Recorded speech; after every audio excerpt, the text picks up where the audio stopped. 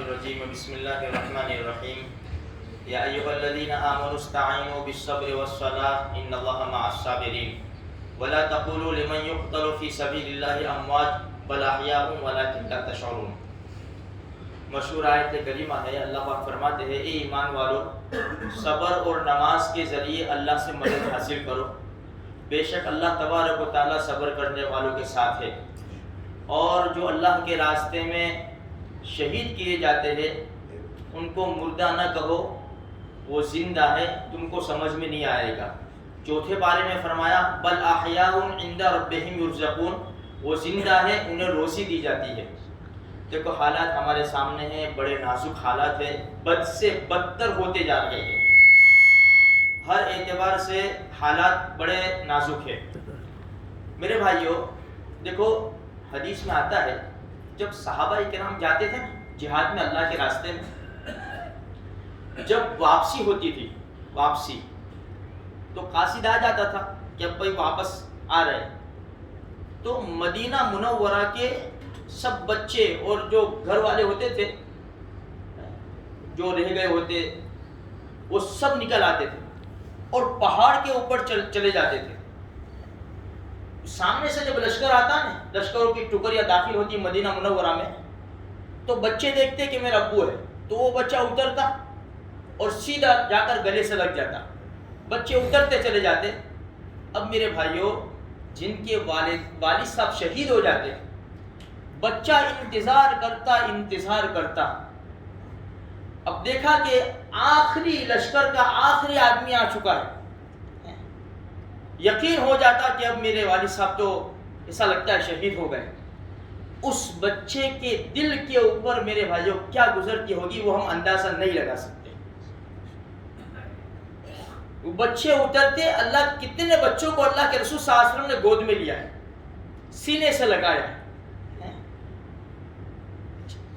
آج فلسطین کے اندر باہر تو جانا نہیں ہے ان کو جہاد کے لیے، خود گھروں کے اندر میزائل بوم یہ جو کچھ بھی پڑ رہا ہے، چیٹلے اڑ رہے ہیں، اور جو عوام کے ساتھ جو سلوک کیا جاتا ہے، معصوم بچے تو کیا دیکھتے، ان کے ساتھ بھی ایسا ہی سلوک کیا جاتا ہے۔ اس لیے ہم بہت دور ہیں، لیکن یہ بھی نہ سمجھے کہ ہم ساتھ نہیں دے سکتے۔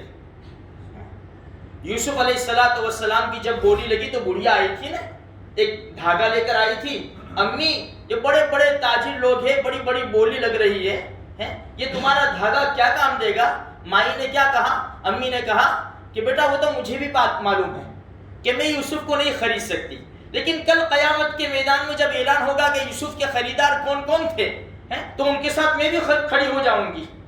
کل قیامت کے میدان میں اعلان ہوگا کہ مسجد اقصی کو بچانے کے لیے جو جانیں دے رہے تھے، تو دنیا میں بسنے والے مسلمانوں نے کس طرح ان کی مدد کی۔ ہم تو بہت دور ہیں، تو ہمارا نام بھی آنا چاہیے میرے بھائیوں، ہمارا نام بھی آنا چاہیے۔ وہ کہتے ہیں نا پھول نہیں تو پھول کی پکھری۔ ہمیں کیا کرنا ہے؟ دیکھو تو قرآن نے بتایا استعینوا بالصبر والصلاۃ، صبر اور نماز کے حالات تو ہمارے اوپر آ گئے، یہاں کے حالات بھی ہمارے اوپر ہیں، بیماریاں ہیں، یہ واوا جوڑ جو کچھ بھی ہے، اور سب سے بڑے آج ہم ہمارا غم بھول چکے ہیں، آج ہم ہمارا غم فلسطین کے سامنے بھول چکے ہیں، اس لیے کہ بچوں کو مارا جاتا ہے۔ بچے بیچارے معصوم بچوں کا کیا قصور ہے؟ چیٹھے اڑ بدن کی بوٹیاں نکل جاتی ہیں ان کی۔ اندازہ لگاؤ میرے بھائیوں کس طرح وہ زندگی گزارتے ہوں گے اور کیسے گھونٹ پیتے ہوں گے۔ ہمیں کرنا ہے ایک تو نماز کے ذریعے اللہ سے مدد طلب کرنی ہے۔ ہمارے نبی کا فرمان ہے، صحابہ کرام فرماتے جب تیز آندھی چلتی تھی نا تو بھی اللہ کے رسول نماز کے لیے کھڑے ہو جاتے تھے، جیسے آج کہہ رہے ہیں لوگ۔ ہمیں 2 رکعت نماز پڑھنی ہے، 2 رکعت، اور خصوصاً یہ مسلمانوں کے لیے دعائیں کر کے ہمارا نام رجسٹر میں لکھوانا ہے۔ تھوڑا صدقہ کرو، ایک تو نماز ہے، صبر تو ہم کر ہی رہے، نماز۔ دوسرا میرے بھائیو صدقہ، حدیث میں آتا ہے نبی کریم صلی اللہ علیہ وسلم کا پاک ارشاد ہے الصدقۃ ترد البلاء، صدقہ مصیبت کو دور کرتا ہے. اپنی طاقت کے مطابق 1 روپیہ بھی قبول ہے اللہ کے دربار میں. 1 روپیہ جس کی جیسی صلاحیت استعداد اللہ کے نام کے اوپر لگاؤ میرے بھائیوں. دعا کرو اللہ تبارک و تعالیٰ سے کہ اللہ تبارک و تعالیٰ غیبی مدد فرماوے اور اسلام کا بول بالا ہو جائے. مسجد اقصی بھی آباد ہو جائے, بابری مسجد بھی آباد ہو جائے, اور جتنی بھی مساجد ہے جو ان کے نرغے میں پھنسی ہوئی ہے اللہ تبارک و تعالیٰ سب کو آباد اور آزاد فرما دے. خصوصاً دعا کرو. ہمارا قصور ہے میرے بھائیوں, ہم مجرم ہیں. دیکھو ہم اللہ کے دربار کو نہ چھوڑ. ہم ایسا نہ سمجھے کہ چلو ہمارے محلے کی مسجدیں کون قبضہ کر لے گا. نہیں میرے بھائیوں, ہماری ذمہ داری بنتی ہے ہم اللہ کے گھر کو آباد کریں. آباد گھر ہوگا نمازیں پڑھنے سے.